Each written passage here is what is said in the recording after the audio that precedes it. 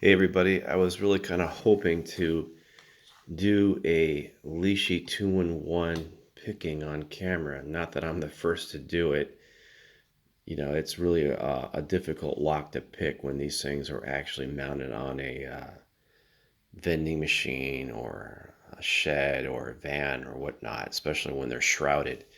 So the Lishi is definitely a viable way to pick these locks open. But unfortunately, this Chinese knockoff even has the copy of American style keys does not work with the Lishi 2-in-1, which I also purchased. And this was from AliExpress. This even has the Lishi face and it has some Lishi stuff on here, which I'm inclined to think that this is a fake tool. I think even Lishi recognizes that these are being copied illegally. And I don't know what they're doing to stop it, but I suspect that's the case. So I'm not the first to file these things down to make it work on these knockoff locks. I'm just not going to do it. I'm going to wait until I obtain some American keyways and start practicing on those. But another day, another summer. In any case, yeah, it will not fit this knockoff. And I also obtained some original Peterson pry bars. They are the one. I love the quality of these things. And these work quite well. And this is what you're going to want to use should you have to pick it in the 40,000s, at least for this lock anyway.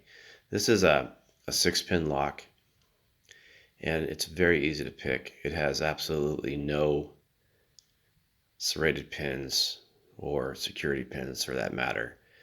So it's a major disappointment. The design is quite nice. I like this concept. I don't know who else is doing it, but it definitely is a neat concept. And to my disappointment, I don't know if you can see it on camera here, but it looks like they skeletonized the uh, the core.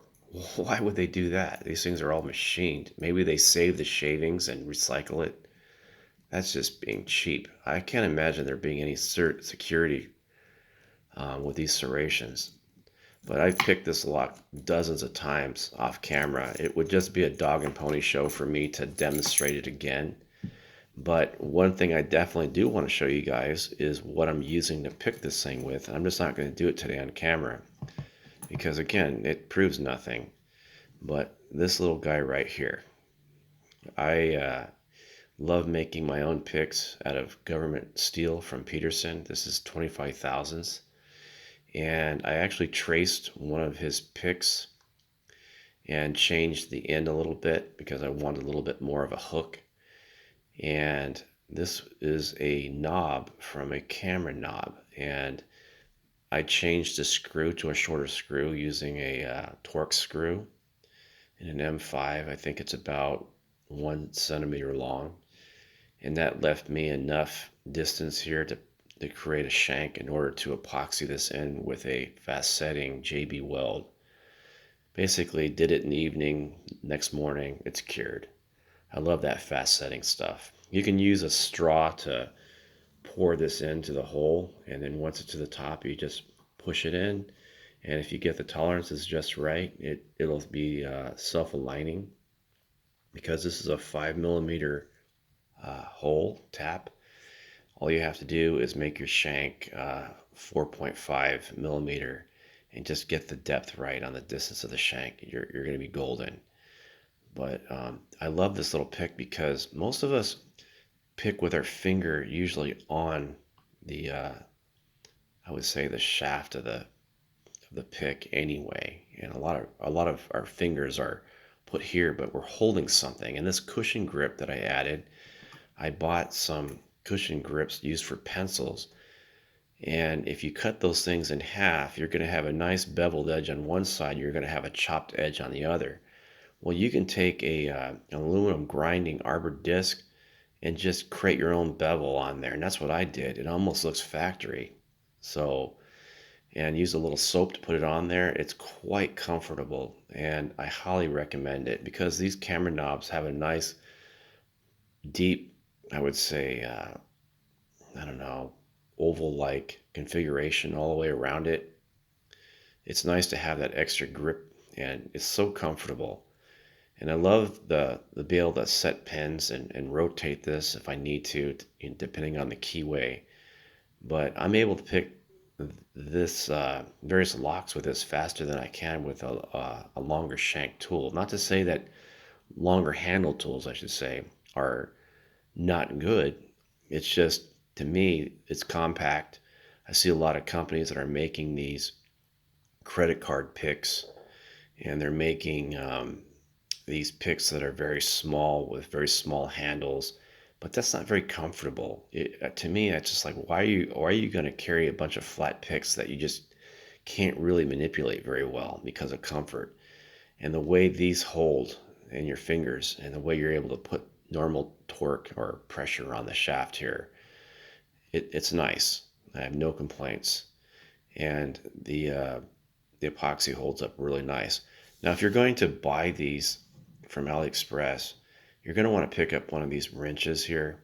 These are just a really cheap metal. They're stamped. It's very soft. You got to be careful you don't bend it.